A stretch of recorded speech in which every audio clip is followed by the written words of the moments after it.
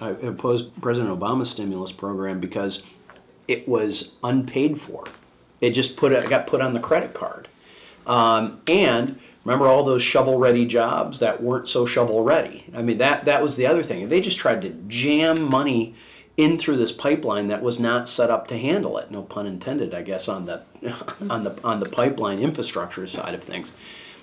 So it was going to projects that didn't even make sense, that states weren't ready for. So it can be done, but you have to plan this stuff out, and that takes a while. A very important question for me, and I think a lot of others, is how is this getting paid for?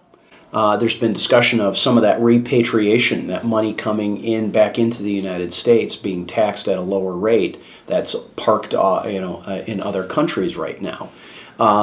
There's talk about taking some of that revenue and putting it towards it. At the end of the day, Chandra, it comes down to priorities, right? Are there things that we need to redirect our spending to? And this, I think, is one of them, because we have seen a lack of infrastructure, not just roads and bridges, but it is also, from many people's opinion, pipelines, how we are safely moving things around the country. That kind of infrastructure, which includes our ports, big issue here in Michigan, clearly. So our ports and our harbors, how are they being maintained?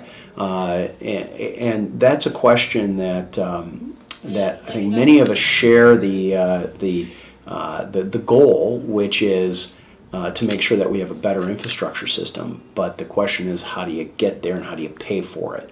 And that's something that I'll be watching very closely, is to make sure that we're not just sticking our kids and our grandkids with an even bigger credit card bill.